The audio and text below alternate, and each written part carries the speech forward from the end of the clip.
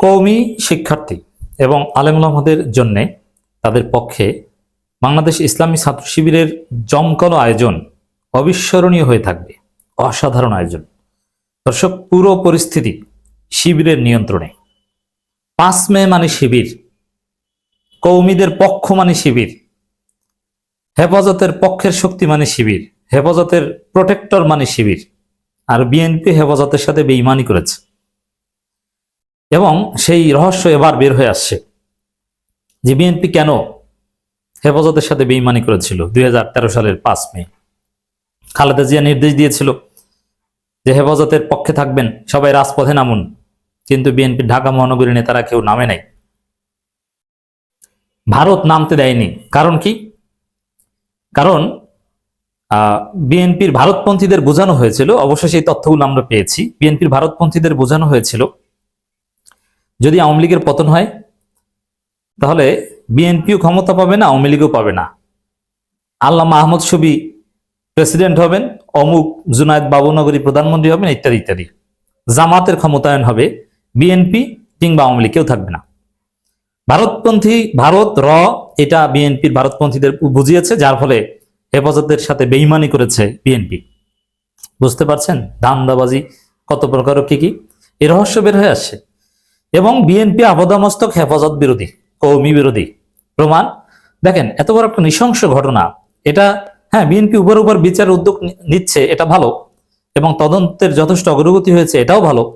কিন্তু বিএনপির বেঈমানি নিয়ে, বিশ্বাসঘাতকতা নিয়ে কেন আলোচনা নাই আমাদের সমাজে? 2013 সালের 5 মে নিয়ে আমরা চর্চা করব। সেই চর্চার অন্যতম কেন্দ্রবিন্দু থাকবে বিএনপির বেঈমানি, বিএনপির মুনাফিকি হেফাজতের সাথে, নাম্বার 1। দ্বিতীয় হচ্ছে দর্শক, ইটস ভেরি সিম্পল, যে এখন তো আওয়ামী লীগ নাই, এখন 5 মে কে খুব বড় আকারে সেলিব্রেট করা হবে, কিন্তু সরকারের পক্ষ থেকে, বিএনপির পক্ষ থেকে 5 মে নিয়ে কোনো আয়োজন দেখেছেন? নাই। 5 মে মানে এবার আমরা দেখেছি শিবির। 5 মে সম্পর্কে কিছু জানতে চাইলে জামাত শিবির ছাড়া কোনো কিছু নেই। দেখেন, শাপলা চত্বরের দিকেই স্বাভাবিকভাবে মানুষের দৃষ্টি থাকবে।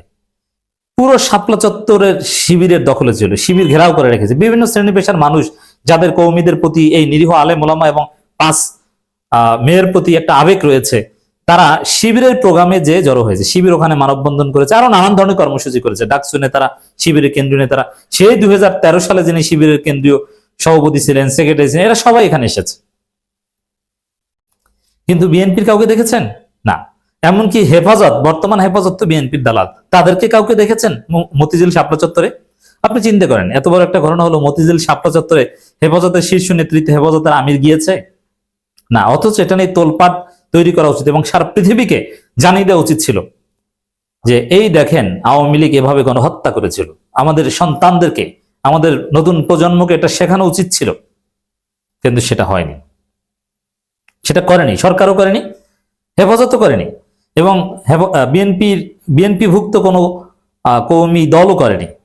এর মানে যারা কওমি ভিত্তিক দল, যেমন জমিয়ত, বিএনপির দালাল, এরাও কওমিদের প্রকৃত বন্ধু না, এরা কওমিদের মধ্যে বিভাজন সৃষ্টিকারী।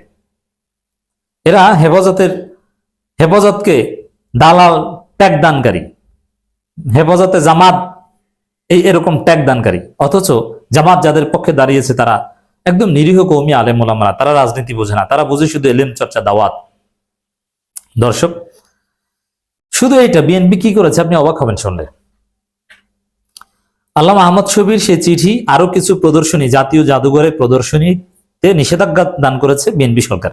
আল্লামা মামুনুল হক ফেসবুক পোস্টের মাধ্যমে এটা জানিয়েছে এবং বলেছেন যে এটা ফেসিবাদের পদধ্বনি।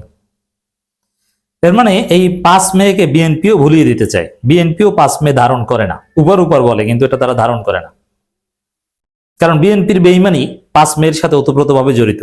এটা নিয়ে বেশি নাড়াচাড়া করলে বিএনপির বেঈমানি রাজনীতিতে প্রতিষ্ঠিত হবে।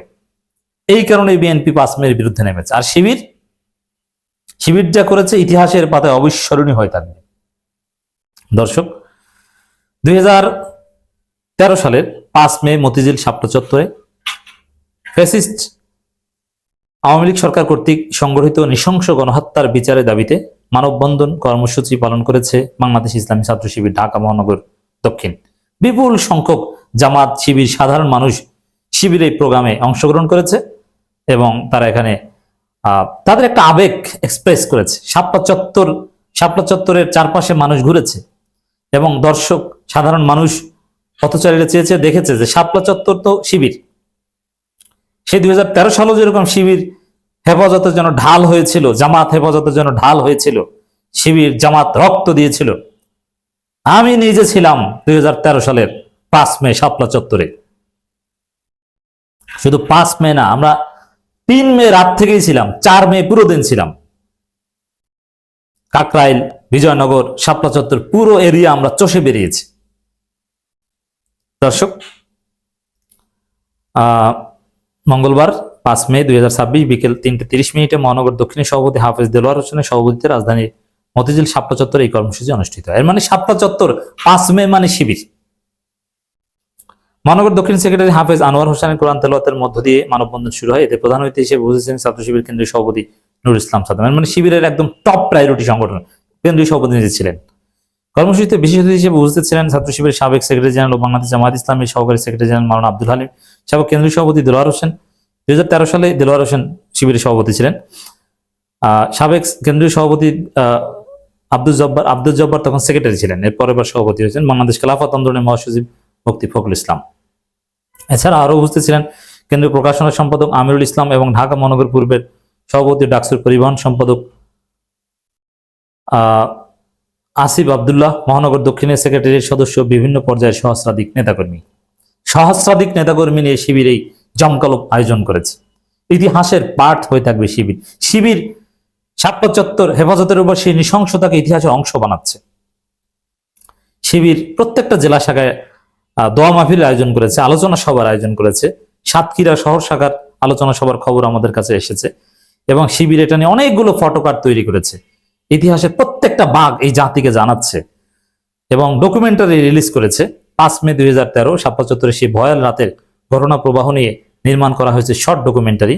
কি ঘটেছিল সেই দিন বিস্তারিত জানতে বিপুল সংখ্যক মানুষ সেটা দেখছে, মানুষের আগ্রহ। এর মানে আপনি এই বিএনপি সরকার বা বর্তমান হেফাজত বা বিএনপির দালাল যারা কর্মী আছে তারাই 5 মেকে ভুলিয়ে দিতে চায়, কিন্তু শিবির 5 মে জাগ্রত রাখছে। দর্শক, আর বিএনপির আচরণ তো দেখলেন যে জাদুঘর বা কোনোভাবে এটা এই স্মৃতি ধরে রাখতে চায় না। Just forget it. কিছু বিচার টিচার হয়তো বা করবে, কিছু লোককে ফাঁসাবে। এখন যাদের বিচার করবে তারা বিএনপির উপর নির্যাতনও তারা ফাঁসবে। এই কারণে একই দুই। শুধু যদি এরকম হতো যে শুধু হেফাজতের ইস্যুতে বিচার করতে হবে, তাহলে সেই বিচারও বিএনপি করতো না। যেহেতু এই বিচারে যারা ধরা পড়বে বিএনপির উপর আক্রমণ বা তারেক রহমানের উপর নির্যাতনও তারা জড়িত, এই কারণে এই ক্রেডিট তারা নিবে। কিন্তু বাস্তবে হেফাজতের 2013 সালের 5 মের সাথে বিএনপির বেইমানি জড়িত, যার ফলে বিএনপি এটা ভুলিয়ে দিতে চায়।